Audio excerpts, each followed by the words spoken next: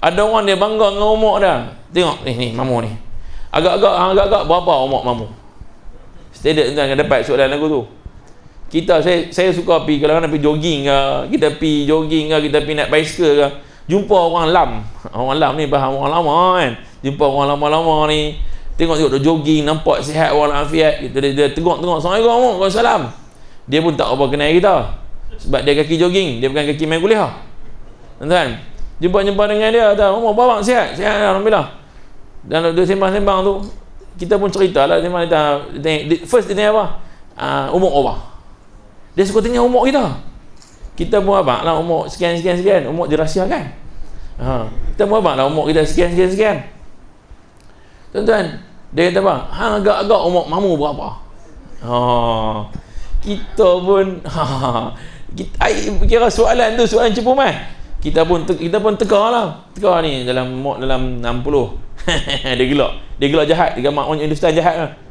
Dia gelak. Kata 60 tu 60 tuan. lagi sekali mau bagi hang. Berapa umur? Kita bos sikit, up sikit. 65 kot.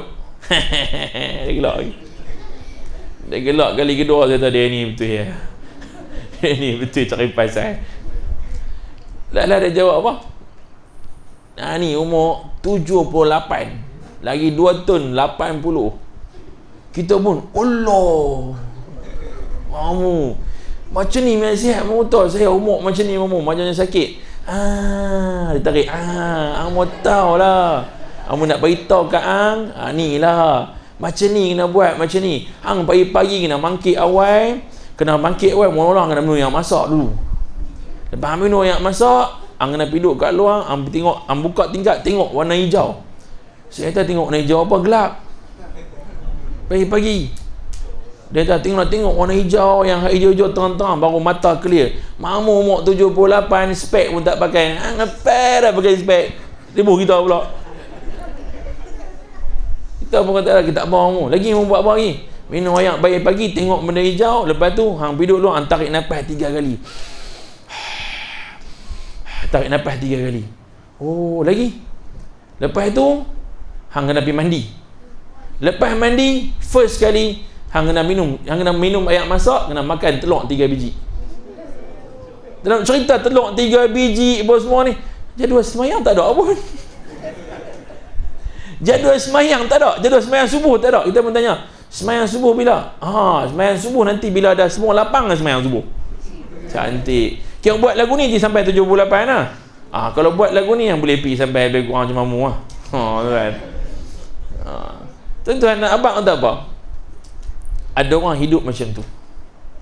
Ada orang dia menggambarkan kehidupan dia, panjang umur dengan usia dia, dia buat macam tu.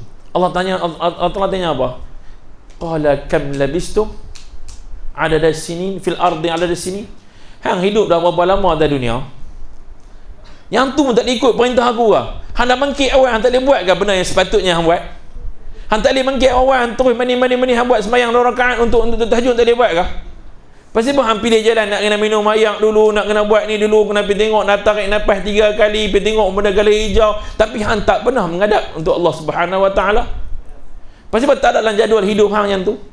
Kenapa tak dalam jadual hidup hang pagi-pagi keluar subuh awal-awal pergi duduk kat masjid, hang tukang buka masjid, hang ambil jawatan sebagai ada umur 78 tahun perlu jadi orang masjid.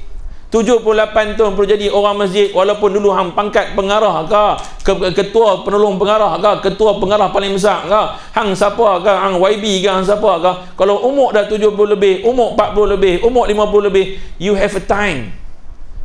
Apatah lagi orang dah pencen, kita ada masa yang cukup banyak. Kenapa kita perhabis pagi-pagi buta duk beli paper, baca paper di muka surat awal sampai muka surat habis? Tapi kenapa tak ada masa kita untuk mengurus dan mentadbir masjid, untuk mencari pahala, nak cari kehidupan yang kekal abadi selepas ini? Why? Pasti kalau kita pilih jalan itu, kita pilih pagi-pagi nak makan telur 3 biji, nak jaga kesihatan, tapi makanan jiwa, makanan roh kita mana? Mana makanan roh kita, tuan-tuan? Seperti mana hari ni kita nak makan, kita lapar nak cari makanan. Pulau Pinang, syurga makanan, food of paradise, syurga makanan. Orang dari mana hala semua masuk Pulau Pinang nak cari makan. Dari start dah jurutung punya cari makan, tengok jurutung punya jam, sampailah pada tahun punya jam. Semua main apa punca apa? Nasi kandar. Semua nak cari makan. Tuan-tuan, buka pergi 10 kedai pun 10 akan penuh dengan kedai orang nak cari makan. Orang teringin nak memberikan kekenyangan dan kesedapan kepada perut. Sedangkan makan itu di mulut, sedap di mulut. Sat lagi dia keluar nasi kandang balik kah? Ada orang makan nasi kandang keluar ikan, memang keluar balik. Keluar seketul seminggan balik. Tak ada tuan-tuan. Kalau keluar lagu tu, nasi kandang tak laku. Sebab apa? Keluar balik, boleh pakai balik, recycle. Tapi tuan-tuan, tak boleh jadi dia macam tu.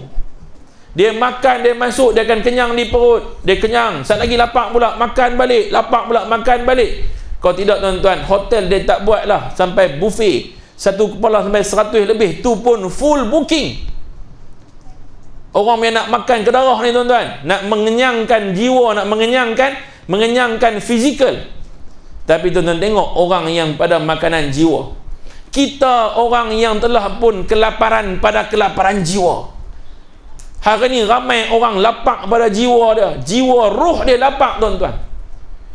Tapi roh ini yang nak masuk dalam kubur ni, nanti sampai next destination, nak masuk destinasi seterusnya, stesen seterusnya kita nak pergi, yang nak masuk dalam kubur tu jasad. Tapi jasad ni lepas dia dibungkus-bungkus macam coklat hack, dah bungkus habis dah, masuk dalam kubur, dia jadi apa? Dia hancur, dia tinggal jadi sama-sama parah dengan pasir. Apa pun tak guna. Yang main makan dia ni seorang pengarah, dia seorang orang atasan, dia seorang pemimpin kebangsaan, dia pemimpin dunia. Dia masuk dalam kubur sama rata dengan pasir. Yang makan dia cacing, yang makan dia ulat, yang jadi nanah pada dia, busuk mengenung tuan-tuan. Kalau hari ni bawa keluar balik, ni adalah orang besar dulu, tapi dia telah pun tak ada nilai di sisi Allah Subhanahu Wa Taala. Itu jasad yang akan masuk. Yang duk makan hari ni jasad, yang duk bagi kenyang hari ni jasad. Tapi tuan-tuan, yang nak masuk syurga nanti yang mana? Roh. Jiwa nak masuk, roh nak masuk. Roh ni lah tuan-tuan yang akan berasa nanti. Tapi kita tak mengenyangkan roh kita. Kita kilatkan ke semua fizikal duniawi ni, tapi kita tak pernah mengilatkan yang roh ini tuan-tuan. Kita tak pernah pula mengenyangkan roh ini. Roh nak kenyang dengan apa? Roh nak kenyang terutamanya, pertama sekali ialah ibadah. Yang keduanya, orang yang menghampiri kepada rumah Allah Subhanahu Wa Taala.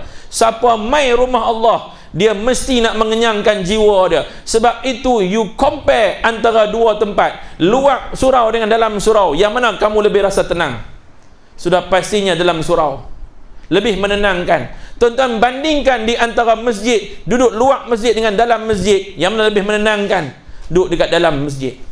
Tuan-tuan, kenapa perasaan kita berbeza ketika mana menghampiri ke kota Makkatul Mukarramah dan Madinatul Munawwarah?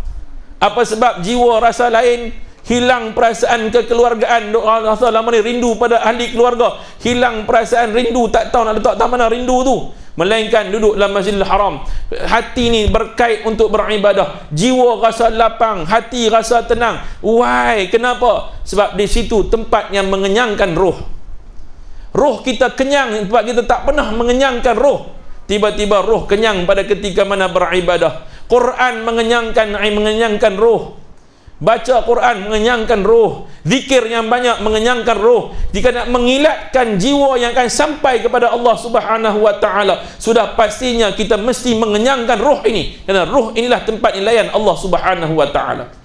Tuan-tuan dan puan rahmati Allah sekalian, sebab itulah nak menjadikan kekenyangan jiwa ini. Yas'alunaka 'anir ruh. Wahai Muhammad, mereka tanya kepada kamu tentang roh. Katakan kepada mereka, Amin amri Rabbi, ini merupakan urusan Tuhanku. Kata Imam Qurtubi berkaitan dengan ayat ini, dia menonjolkan bahawa amri Rabbi itu bermaksud untuk memberikan jiwa roh ini, nak menenangkan jiwa roh ini, mestilah mengambil pendekatan mendekatkan diri dengan Allah Subhanahu Wa Taala. Mesti mengaitkan dengan Allah Subhanahu Wa Taala. Takat duk makan nasi kandar, Takkan duk makan capati, duk makan India pom, duk makan ubur kuah gulai berlengah-lengah tuan-tuan, duk makan kari pak, makan telur 3 biji bagi-bagi, tak kenyang apa tuan-tuan, roh tak ada apa-apa perasaan pun. Tapi di sini tempat tuan-tuan duduk ini, tuan-tuan mendengar majlis ilmu, mai sembahyang jemaah, mai tempat ini untuk menunaikan ibadah, jadikan destinasi di sini tempat paling utama. Tuan-tuan, di sini tempat mengenyangkan roh ini. Tuan-tuan akan rasa ketenangan. Dan tempat sini tuan-tuan, Allah campurkan kepada orang-orang yang dekat dengan agama Allah, orang yang dekat-dekat dengan agama ini, orang yang dekat-dekat dengan rumah Allah ni, Allah pasti akan angkat darjat kita. Tuan-tuan jangan lari daripada masjid dan surau tuan-tuan. Jangan lari.